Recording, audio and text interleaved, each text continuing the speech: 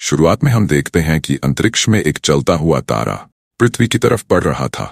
वह जैसे ही एक नदी के पास से गुजरता है तो नदी का पानी पूरी तरह से सूख जाता है। ये देखकर लोग हैरान हो जाते हैं और धीरे धीरे ये खबर पूरे शहर में फैल जाती है। इधर जॉन और उसकी जीएफ की शादी की खबर पूरे शहर में तेजी से फैल रही थी, क्योंकि वास्तव में जॉन और जेनी आपस में शादी करने वाले थे।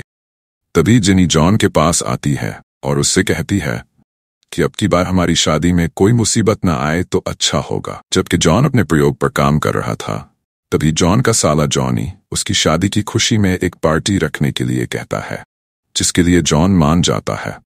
तभी हम विक्टर को देखते हैं, जिसकी आंखें खुल चुकी है और को दोबारा से जिंदा हो चुका है। तभी हम जॉन को देखते हैं, जो अपनी दोस्तों के साथ पार्टी में व्यस्त था। इधर जेनी के पास पुलिस अधिकारी पहुंच जाते हैं और उससे जॉन का पता पूछने लगते हैं।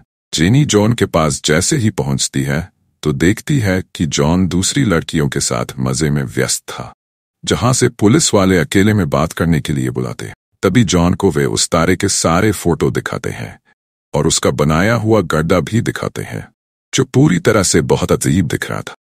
लेकिन जॉन उनकी मदद करने से मना कर देता है, क्योंकि वो बताता है कि अगले हफ्ते उसकी साथ शादी है, इसलिए वह उनकी मदद नहीं कर सकता। ये सुनकर सारे पुलिस वाले वहां से चले जाते हैं, जहां जॉनी एक पुलिस वाली पर लाइन मार रहा था। जॉन की फैसले से जेनी बहुत खुश थी, क्योंकि अगले हफ्ते उनकी शादी जो थी। तभी हम फिर से विक्टर को देखते हैं, जो पूरी तरह से जिंदा हो चुका है। इधर चुपके से जॉन पुलिस वालों की मदद करने के लिए तैयार हो जाता है, क्योंकि वो अपनी दुनिया को बचाना चाहता।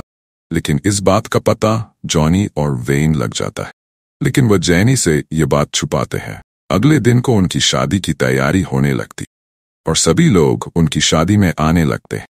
लेकिन जेनी शादी में आने से पहले कुछ परेशान लग रही थी, लेकिन बेन की पत्नी उसे समझाती है और उसे शादी के लिए भेजती है। तभी हम जॉन को देखते हैं, जो अपने सेंसर पूरी तरह से तैयार कर चुका। उसे लेने के लिए वेन आता है और कहता है कि शादी में बस 1 घंटा बाकी है, तुम्हें जल्दी से जल्द चलना होगा। जॉन उनसे कहता है कि अंतरिक्ष में थोड़ी सी भी हलचल होगी तो ये सेंसर पता लगा लेंगे, और ये कहकर वहां से चला जाता है। तभी जेनी को दिखाया जाता है, जो अपनी शादी से खुश थी, और ये बात वो अपने भाई को जाहिर करती है। शादी शुरू होने से पहले ही जॉन के पास सिग्नल आ जाता है, लेकिन वह उसे इग्नोर कर देता है। शादी चलने के दौरान फिर से उसके पास सिग्नल आता है और देखते ही देखते सारे शहर की लाइट चली जाती और उनकी शादी में एक हेलीकॉप्टर भी क्रैश हो जाता है। तभी वही सफेद पदार्थ वहां से गुजर कर जाता है।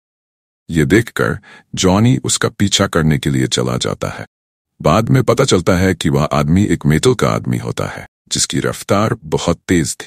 बहुत देर पीछा करने के बाद आखिर में जॉनी उसे आदमी को पकड़ लेता है, लेकिन वह आदमी उल्टा ही जॉन को जमीन की तरफ फेंक देता।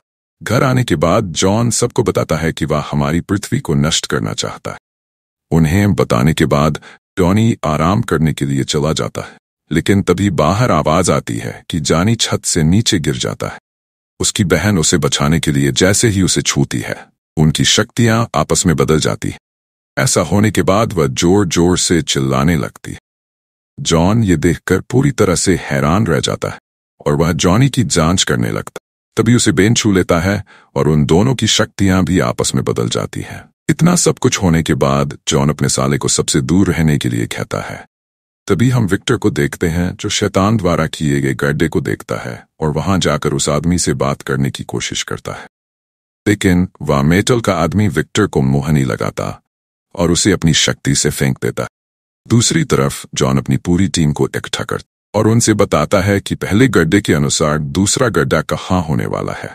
इस बात का पता लगते ही बे पहले ही उस जगह पर पहुंच जाते हैं। तभी सब लोग देखते हैं कि पानी के अंदर गोल गोल घेरा बनने लगता है, जिसे देखकर शहर की पब्लिक डर जाती और वहां पर जो झूला टंगा था वह नीचे की तरफ गिरने लगता है, जिसे रोकने के लिए जेनी और बेन और जॉन तीनों लग जाते हैं।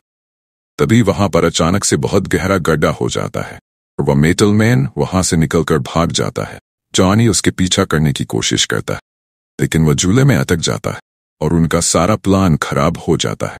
जहां जॉन दोबारा से उस झूले को ठीक करता है, लेकिन तभी भी उस गड्ढे को देखते हैं, जहां नदी का पूरा पानी सूख चुका था अगले सीन में पुलिस ऑफिसर विक्टर को जॉन की टीम से मिलाता है। डॉन की टीम पहले से ही उसे जानती थी और वह उसके साथ काम करने से मना करती है, लेकिन तभी ऑफिसर बताता है कि विक्टर के पास कुछ ऐसा है जो उसे मेटल मैन को हरा सकता है। अगर कहानी आपको अच्छी लगी हो तो पूरी कहानी को देखने के लिए मैंने कमेंट में एक लिंक दे रखी है, वहां से आप पूरी कहानी को देख सकते हैं।